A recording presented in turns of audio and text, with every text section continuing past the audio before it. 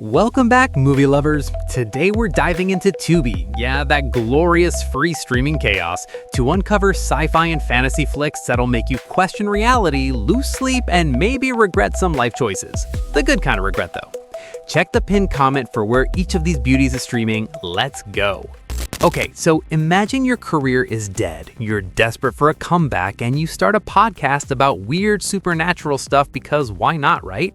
Then someone emails you about mysterious black breaks that apparently ruin people's lives, and you go full conspiracy rabbit hole. This movie is cold, like visually, emotionally. Everything feels icy and unsettling. It's basically one woman, one room, and your brain slowly unraveling alongside hers as she investigates these creepy artifacts. The atmosphere is suffocating in the best way, and even though she makes some questionable decisions that'll have you yelling at the screen, you can't look away. It's like watching someone descend into madness via podcast equipment, which honestly feels very 2024. If claustrophobic thrillers are your jam, Monolith will scratch that itch hard.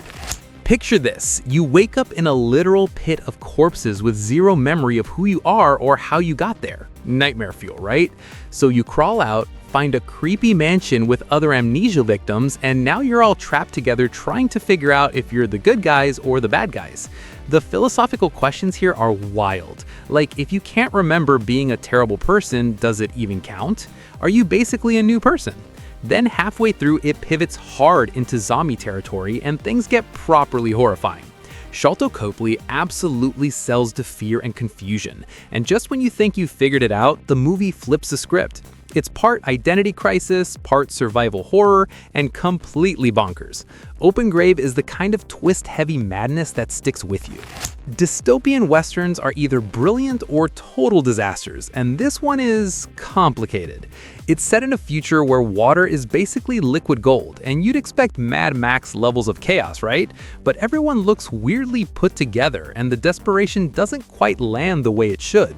Michael Shannon does his haunted dad thing, Nicholas Hoult is all ambitious and sketchy, and there's family drama mixed with resource wars. The problem? The story feels hollow despite the cool premise. It wants to be There Will Be Blood meets futuristic western, but ends up being more style than substance.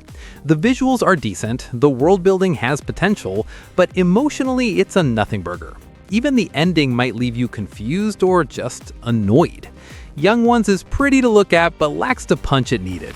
Oh man, this is like if Groundhog Day and Inception had a baby and locked it in an escape room. You've got Frank trapped in this automated cell with an AI named Howard, basically HOW 9000's annoying cousin, whose job is to keep Frank alive but also imprisoned forever. The room keeps replaying Frank's memories to extract information, and he's trying to outsmart a computer to escape to a world that might not even exist anymore. The mind games are intense, the conspiracy elements are chef's kiss, and despite being low budget, it works. There's romance woven through Frank's memories, mystery around why he's locked up, and this constant question of what's real versus what's manufactured. It's the kind of smart sci-fi that rewards your attention and sticks in your brain for days. Infinity Chamber punches way above its weight class. Cold War paranoia meets AI horror, and I am here for it. So we've got Vincent working for the Ministry of Defense, trying to fund research to save his daughter while also building killer robots because that's a great combination of motivations. He hires this brilliant scientist Ava, she gets assassinated, yikes, so he uploads her consciousness into their war machine and surprise, things get complicated. Katie Lotz is phenomenal as Ava transitioning from human to android, doing both tender moments and terrifying ones flawlessly. For a low-budget indie, the effects are shockingly seamless and the action actually delivers. It asks those classic AI questions. What makes us human? Where's the line between consciousness and programming? But it wraps it in genuinely entertaining sci-fi action. The machine is proof you don't need $200 million to tell a compelling robot story. B-movie magic right here, folks. It starts as this Goonies-style teen adventure, friends searching for their missing teacher in a mysterious cave, and then it spirals into full sci-fi horror chaos. The special effects are way better than they have any right to be for the budget, and once these kids realize they're trapped in something way beyond their understanding, the tone shifts hard. It goes from a fun adventure to the descent with teenagers real quick. The ending is super campy, very 90s sci-fi show vibes, which kinda undermines the horror they built up, but honestly, the journey is wild enough to forgive it. Plus, it tackles some genuinely big themes about time and existence that feel ripped from classic sci-fi. Time Trap is messy, ambitious, and a total mind-bending blast. Want to feel deeply uncomfortable about suburban life and parenting? Boy, do I have the movie for you. A young couple goes house hunting and gets trapped in this nightmarish cookie-cutter neighborhood called Yonder, forced to raise this rapidly aging creepy child with the vague promise they'll be freed if they comply. It's like The Twilight Zone meets every anxiety you've ever had about domestic life. Tom digs holes trying to escape. Gemma tries connecting with the weird kid, and nothing makes sense. The problem is, the movie never really answers its own questions or digs deep into the characters' emotions, so it ends up feeling more frustrating than profound. Jesse Eisenberg and Imogen Poots do their best, but the script gives them nothing to work with emotionally. Vivarium has cool ideas, but ultimately feels hollow and forgettable. This movie, oh my god. It's billed as a relationship drama where a struggling couple goes on a therapy retreat to fix their marriage, and you're expecting like couples counseling vibes, right? Wrong. It becomes this Hitchcockian psychological mind-bender that I absolutely cannot spoil, because the discovery is half the fun. Mark Duplass and Elizabeth Moss have insane chemistry, and they need to because they're basically the only people on screen. The cinematography uses shadows and weird angles to make this beautiful house feel sinister. And once the strange stuff kicks in from the guest house, it becomes this twisted exploration of identity, connection, and what we really want from relationships. It's disorienting in the best way. Smart, creepy, romantic, and totally unique.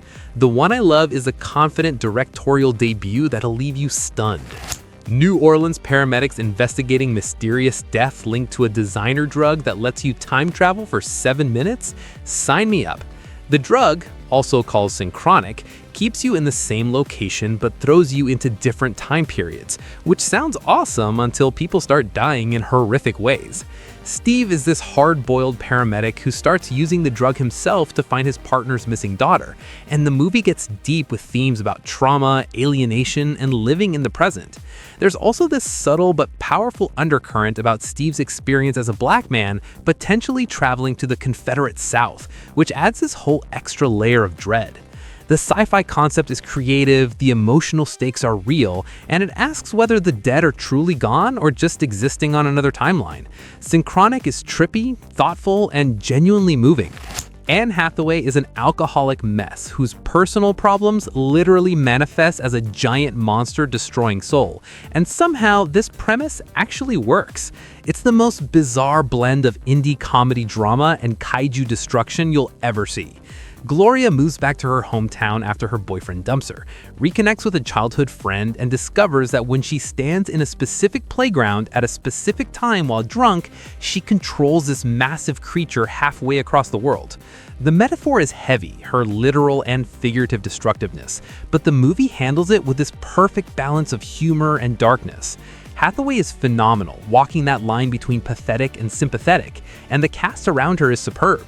It's weird, it's original, and it actually has something meaningful to say. Colossal is utterly bonkers in the best way. Hey, quick thing before we hit the top 10. If you're vibing with these recommendations, do me a solid and smash that subscribe button. We're building a community of people who love discovering hidden gems, and hitting that like button helps other movie nerds find us too. All right, let's keep this train moving. Terry Gilliam doing existential sci-fi is either your entire aesthetic or your personal nightmare. There's no middle ground. Christoph Waltz plays this depressed guy trying to solve a mathematical theorem about the meaning of life while waiting for a phone call that'll supposedly explain his purpose. It's inspired by everything from Kafka to Waiting for Godot to 1984, and visually it's chaotic, all neon nightclubs and weird tech interfaces. The problem, the characters feel abstract, like chess pieces rather than people, which worked better in Gilliam's earlier films like Brazil. It's energetic but repetitive, almost like a stage play. And while there are moments of brilliance, like this scene showing personalized ads following our hero everywhere, it ultimately feels constrained. The themes are solid, but the execution is messy. The zero theorem is fascinating but frustrating. A magic teapot that gives you money every time you hurt yourself? This premise is gold, and the movie runs with it. Alice and John are broke and desperate. They find this brass teapot, and suddenly they're self-harming for cash, like the world's most twisted ATM. At first, it's darkly hilarious, watching them escalate. But then the payouts decrease, so they have to get more creative with the pain, and things spiral. Juno Temple is fantastic. Michael Angarano is perfectly cast, and yeah, the plot is straightforward, but it's entertaining.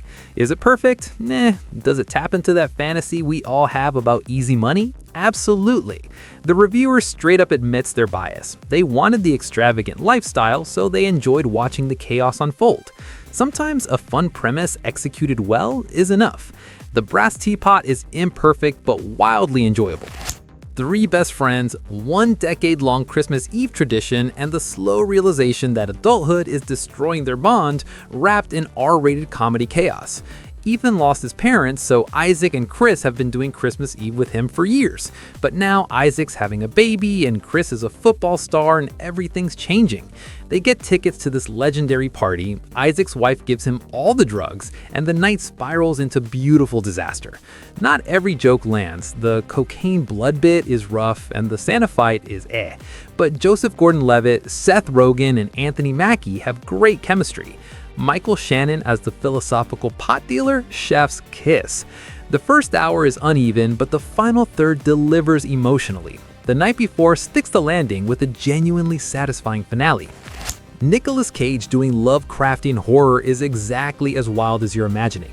The Gardner family moves to rural Massachusetts for peace and quiet. Then a meteorite crashes in their yard and everything goes to hell. Weird flowers bloom, electronics malfunction, and the family starts losing their minds. Dad gets angrier, people get injured, the youngest kid becomes obsessed with a well, and the mutations start. Richard Stanley directed this adaptation and actually shows the otherworldly color, which seems impossible, but they pulled it off. Cage is unhinged in the best way. The score is deeply unsettling, and while it drags a bit in the middle, it's such a bold and unique take on Lovecraft's impossible-to-film style.